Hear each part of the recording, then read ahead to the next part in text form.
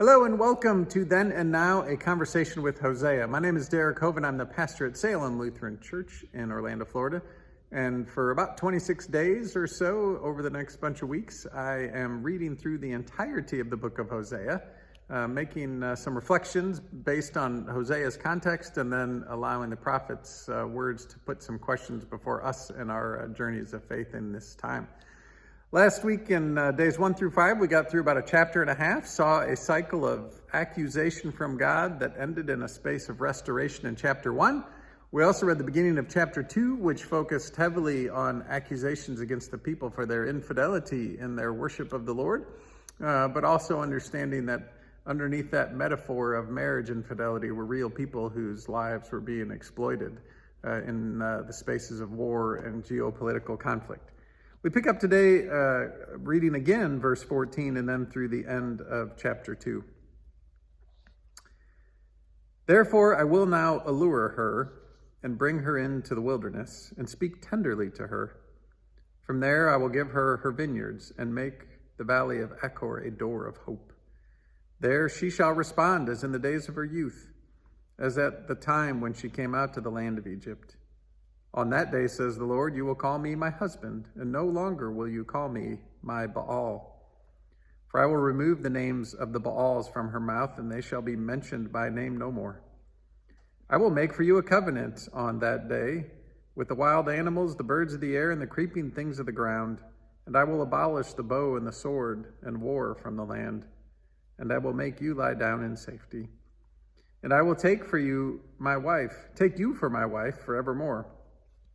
I will take you for my wife in righteousness and in justice, in steadfast love and in mercy. I will take you for my wife in faithfulness, and you shall know the Lord. On that day I will answer, says the Lord. I will answer the heavens, and they shall answer the earth. And the earth shall answer the grain, the wine, and the oil, and they shall answer Jezreel.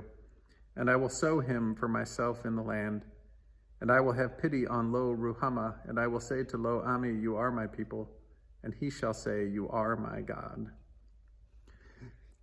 Just as we saw in chapter 1, this movement from accusation to restoration, here we also in chapter 2 have some harsh accusation in the first half of the chapter, and then this space of restoration in the second half of the chapter. A couple of bits of this are noteworthy. In verse 18, God says, I will make for you a covenant on that day. Covenants are a regular part of our biblical narrative. God makes a covenant with Noah. God makes a covenant with Abraham. Jeremiah, there's a new covenant that's promised. And so here is a promise of a covenant. And covenants were these sorts of promises of God that had expectations on the part of the people and expectations on the part of God. Sometimes the creation is noted as a witness. And so here, God says, I will make for you a covenant with the wild animals, the birds of the air, and the creeping things of the ground, right? So they may be the witnesses to these promises. But then what we see again and again in that cycle is that the people fail at their side of the covenant, and yet God comes again with promises of covenant. And that is what we see here. And the promises are that the people of Israel will be taken as God's wife forevermore. And there's characteristics that are shared here. Take you for my wife in righteousness, justice, steadfast love, mercy, and faithfulness. If you read the Psalms, these characteristics are the characteristics of God. So God is saying, I'm going to enter into this new covenantal relationship with you, and I'm going to bring all of myself to it, right? The justice, the righteousness, the mercy, the steadfast love, the faithfulness. It's going to be a relationship that's filled up with this character of God. But the most telling part about this second half of chapter 2, where this restoration happens, is that it answers directly some of the things that were spoken in chapter 1. When Hosea and Gomer have their 3 children, the first is Jezreel, and as we talked about last week, the name Jezreel pointed to past violence of the kings, of the people of Israel, but also the failure of the monarchy as something to come.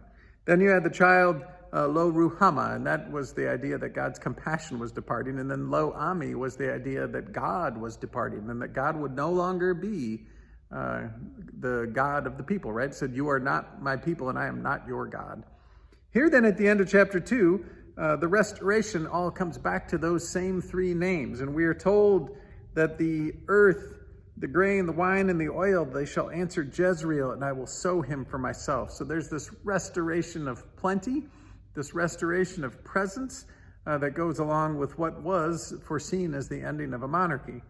Then the compassion that was to be gone now says, God says, I will have pity on Lo Ruhamah. So that compassion returns.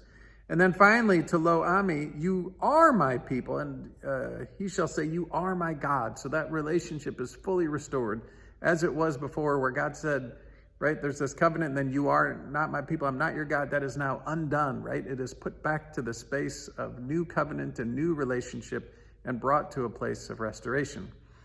As I read through these cycles of accusation and punishment, I don't often think about God as one who directly exacts punishment from us. I wonder more often if it isn't that God allows us to fail, and in that failure comes the judgment and the punishment, and then God comes and helps us put the pieces back together. And in our own world, I wonder, as a parent sometimes, right, we let our children fail, but are there to hopefully help them pick up and move on into new spaces, because we learn so much from failure. So where in our lives together, because this is the whole people of Israel, what have we failed at is the question I think the prophet can put before us today. Like collectively, what have we failed at in our systems, in our shared community life? And how might God be inviting us into that failure to learn something and to live forward in some new ways of relating to God and relating to one another?